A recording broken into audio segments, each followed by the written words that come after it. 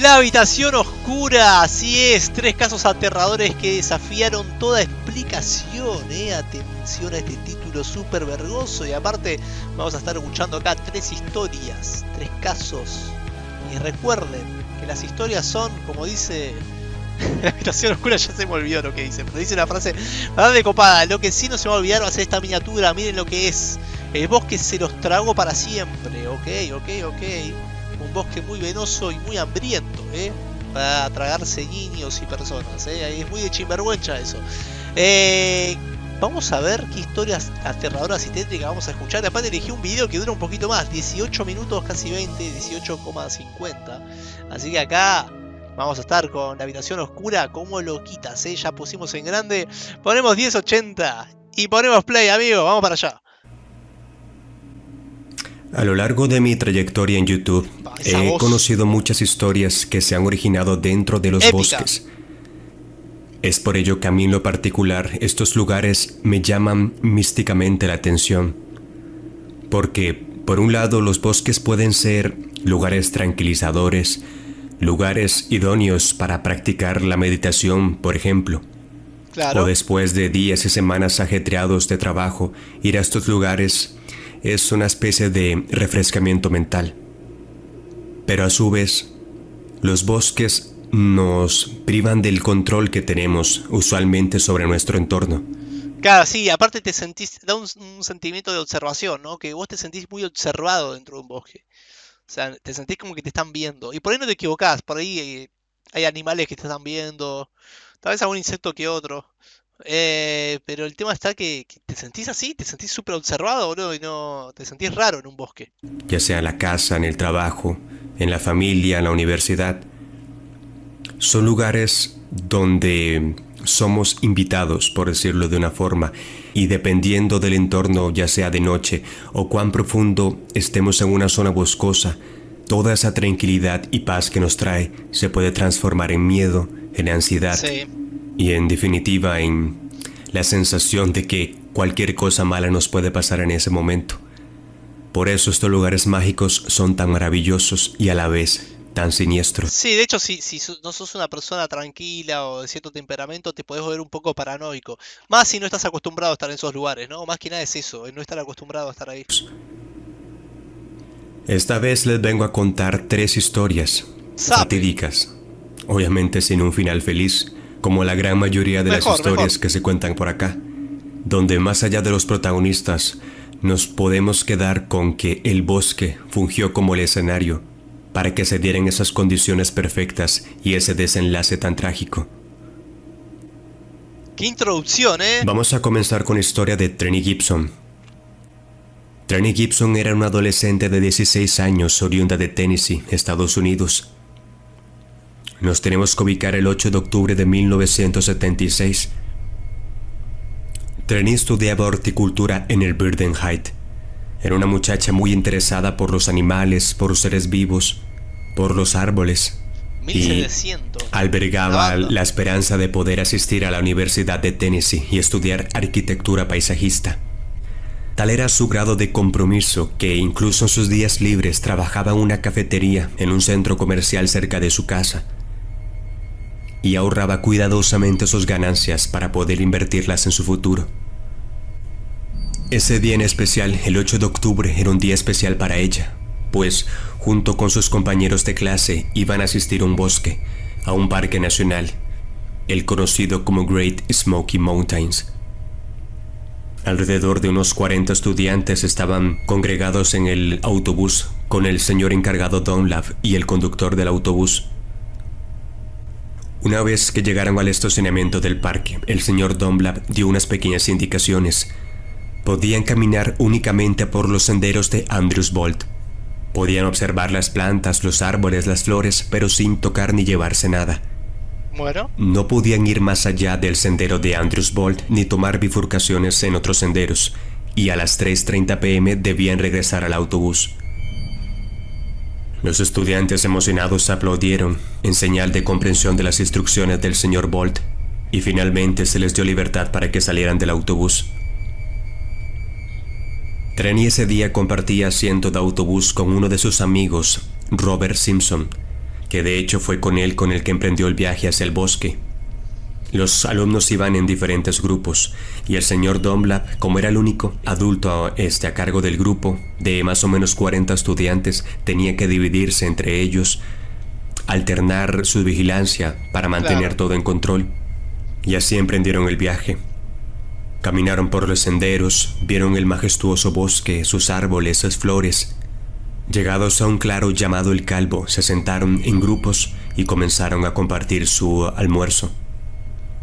Trenny compartió su sándwich con Simpson, e incluso le prestó su chaqueta, ya que la muchacha iba vestida con ropa bastante ligera. Y es exactamente en este punto donde todo comienza a tornarse extraño, y donde realmente poco se sabe qué le sucedió a Trenny Gibson. Había comenzado a llover como a eso de las 2 de la tarde, y Trenny le dijo a Robert que quería comenzar la caminata de regreso al autobús. Robert, por su lado, quería mantenerse todavía en el bosque y compartir con los compañeros, así que Trenny partió sola, todavía con la chaqueta de Robert. Así Trenny inició su camino de vuelta. En su caminata se encontró con otros grupos de estudiantes. Uno en particular estaba sentados debajo de un árbol, y ellos recuerdan después que invitaron a Trenny a sentarse con ellos, pero ella se negó amablemente y siguió caminando. Este grupo recuerda que a unos 20 metros vieron a Trenny detenerse y observar algo a su derecha. Lo supieron porque ella dobló su cabeza en dirección a su hombro. Estaba viendo algo en un claro que ellos, por su campo de visión limitado, no sabían qué era. Verlo. Luego vieron que Trenny se agachó un poco y decidió caminar en dirección a eso que había visto. No, la acabó. Minutos más tarde, cuando ya el grupo iba de regreso y pasaron justo por el lugar donde Trenny se bifurcó, vieron que ahí no había absolutamente nada. Solo había maleza, una gran roca y árboles, pero no había otro sendero ni otro lugar por donde marchar. Al principio obviamente no le tomaron importancia, pensaron que Trenny simplemente se había regresado y ellos no la habían visto, así que simplemente siguieron adelante. A las 3:30 p.m. ya todo el grupo estaba fuera del autobús. Los 39 estudiantes, menos Trenny Gibson. Algunos incluso se hacían preguntas sobre dónde estaba Trenny. El señor Dunlap, sabiendo que Robert Simpson había compartido caminata con Trenny, le preguntó por ella. Él les dijo lo que había pasado, que Trenny decidió devolverse al autobús por su propia cuenta, pero que no sabía nada más. Y así es como inicia la búsqueda masiva de Trenny por el Great Smoky Mountains. Ante el inexplicable desvanecimiento. ¿Qué habrá visto, boludo, no? O sea, en mi mente fue toda una película, chabón, ¿eh? Me encanta. Pero es que me la reimagino, me la imagino ella caminando en lluvia, como que ve algo, como que se sorprende, que se agacha un poco para ver y se mete adentro. ¿Qué habrá visto? ¿Un animal? Un oso venoso. De Trenny Gibson se reclutaron todo tipo de buscadores, tanto por tierra como por aire, con helicópteros, buscadores terrestres y hasta un equipo de sabuesos. Registraron todo el área, pero no encontraron ni siquiera un objeto o indicio de Trenny Gibson. La búsqueda duró hasta el 1 de noviembre de 1976, casi un mes, y se reanudó en abril de 1977. Nunca más se supo de la muchacha. Después del acontecido, muchos se preguntan qué hubiese pasado si ese pequeño grupo de estudiantes que la vieron por última vez se hubiesen levantado e ido hacia donde estaba Trenny. ¿Qué hubiesen visto? O mejor dicho, ¿qué fue lo que vio Trenny Gibson por ahí alguien la secuestró, antes de desaparecer de este mundo?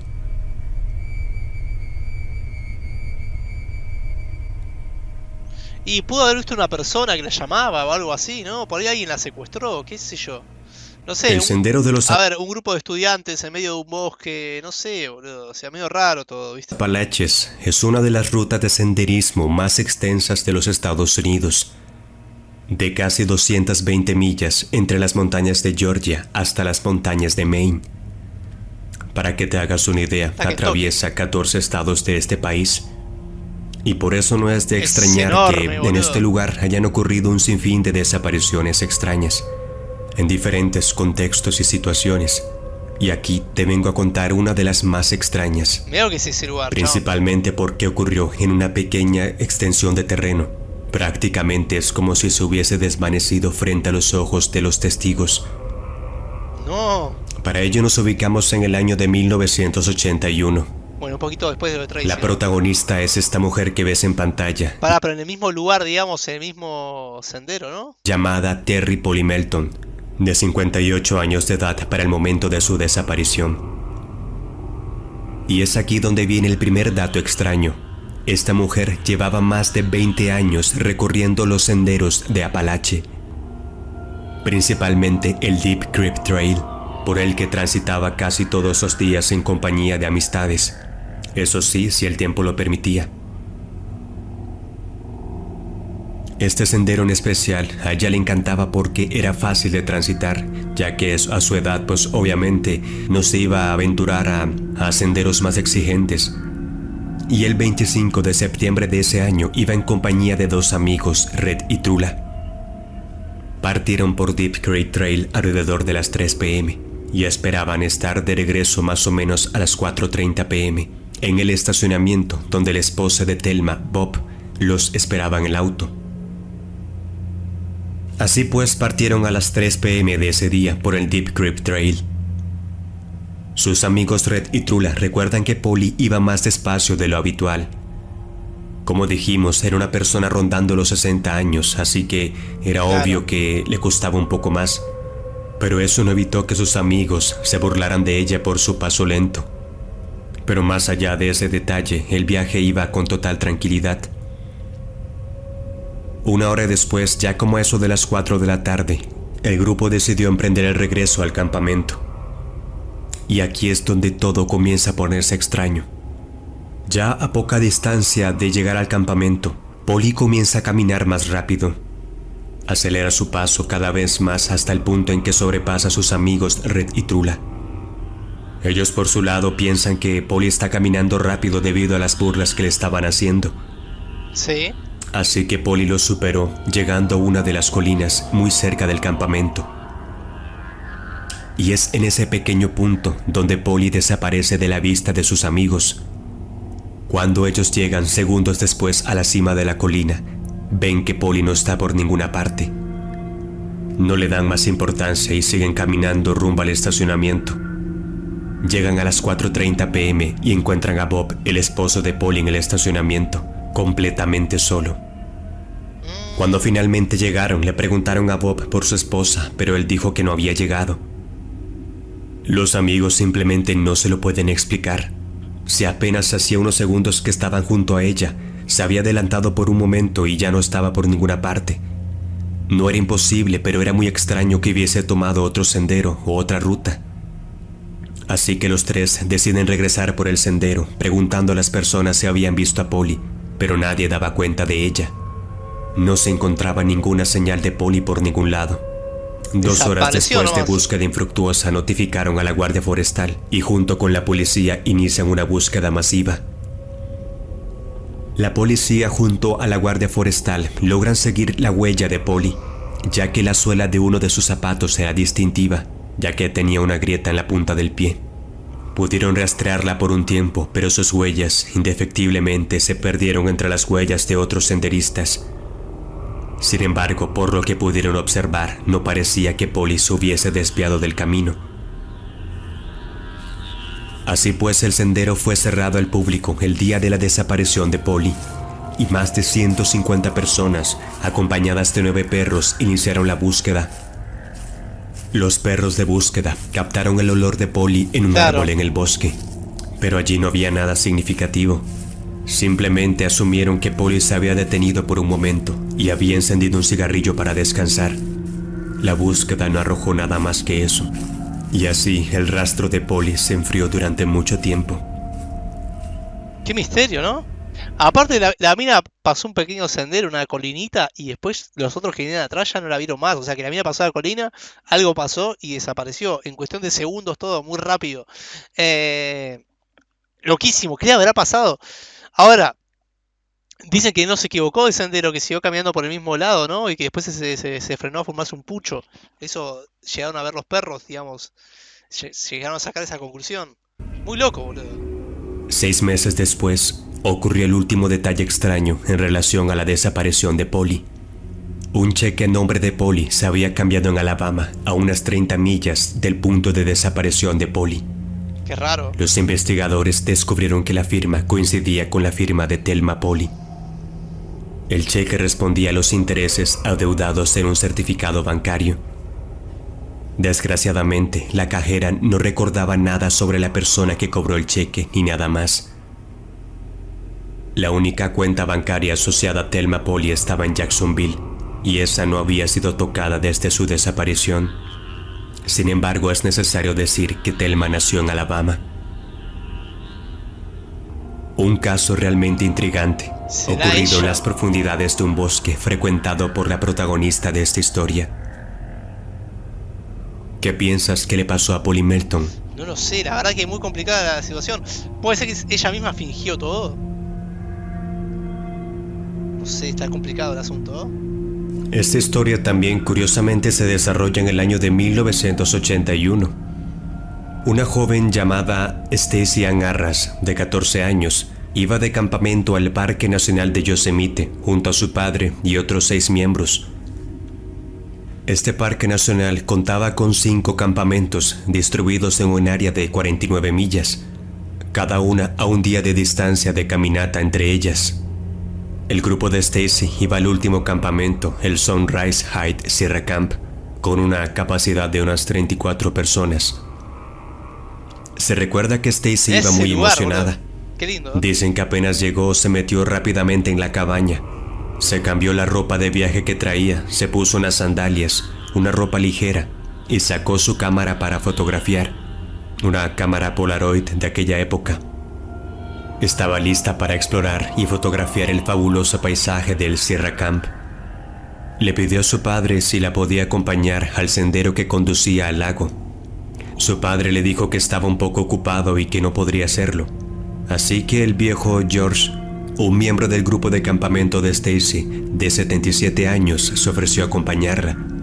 Eso sí, no pudo llegar hasta el lago. A unos 20 minutos de caminata, simplemente se fatigó y le dijo que si podía quedarse sentado en una piedra que estaba allí para esperarla. Así que Stacy prosiguió la caminata a solas. El hombre la vio perderse en la lejanía. Curiosamente, esa fue la última vez que alguien vio a Stacy. Luego de que el tiempo pasara y pasara, Stuart se preocupó porque Stacy no regresaba. Así que le preguntó a un grupo de turistas que venían de esa dirección si habían visto a la niña. El grupo lo negó categóricamente. No habían visto a la joven rubia Stacy, algo que por sí mismo ya era preocupante. Los miembros del Sierra Camp realizaron la búsqueda y a la mañana siguiente, el Servicio de Parques Nacionales también se unió a la búsqueda. Se recuerda en un artículo de Fresno Bee de 1982 que en el punto culminante de la búsqueda, más de 100 personas, 3 aviones y 2 helicópteros, sumado a un grupo de perros, se sumaron a la búsqueda. Un montón. En total se estima que se invirtieron más de $55,000 en la búsqueda, pero esta no llegó a ninguna parte. Lo único que se encontró fue la lente de la cámara de Stacy. Ni sus sandalias, ni su ropa, ni su cigarrillo porque, sí, Stacy a sus 14 años fumaba. Nada de eso se encontró. El Parque Nacional contaba con recovecos y grietas donde tal vez Stacy pudo haberse refugiado, tal vez del clima o por haberse sentido amenazada por algún animal salvaje. Así que extendieron un permiso para poder adentrarse a las zonas silvestres protegidas. Pusieron carteles de la joven Stacy en todos los campamentos, en una leve esperanza de que alguien tal vez la hubiera visto. Pero esto desgraciadamente no fue así. Luego de 12 días de infructuosa búsqueda, Stacy tuvo que ser declarada como desaparecida. Eso sí, hubo informes posteriores de que Stacy había sido vista en Colorado, en Reno y Oregón. Las teorías abundan en el caso de Stacy. No creo que haya sido ella. Siempre que desaparece alguien, como que hay gente que flashea que la ve en otros lados. Alguien la secuestró, boludo, por ahí, ¿eh? Es raro que desaparezca así, chabón, ¿eh? Es raro, es muy raro. entre ellas que Stacy escapó, que la secuestraron o simplemente que se perdió y desapareció. En el año 2017, el Servicio de Parques informó de la desaparición de 33 personas en el Parque Nacional de Yosemite. Stacy Ann Arras fue la única que desapareció en el campamento Sunrise. Qué loco, chabón. Qué loco todas estas historias, ¿viste? Te dejan pensando. Qué grande, boludo, la habitación oscura. Me dejó un poco mal, boludo. O sea, historia. Ahora le tengo más miedo al bosque, aunque me encanta el bosque a mí, ¿eh? A mí el bosque es un entorno muy, muy vergoso que te genera cierto misterio, intriga, ¿no? A mí me gusta, son lugares que me gustan. Bueno, amigos, épico video, épico, muy épico, muy épico. Like, por supuesto que sí, y a ver algún comentario. Muchas gracias por el apoyo. El próximo video será una narración tradicional. Saludos. Huésped oscuro, no, igual buenísimo este video. Épico de hace 8 meses. La narración original tiene más suspenso, pero este suena más cercano, como si estuviéramos en una fogata o tomando el té. Ambas son increíbles, sí, ambas son increíbles, la verdad que sí, cuando empezó la narración me di cuenta que era un poco diferente, pero me puso como loquita, me encantó, ¿eh? Los bosques se me hacen muy enigmáticos, pero a la vez son lugares tenebrosos que guardan muchos crímenes y sucesos totalmente extraños. En muchos casos, como los contados aquí, cualquier formato de narración que haga son magníficas. Excelente video, sí, épico video y qué buenas historias,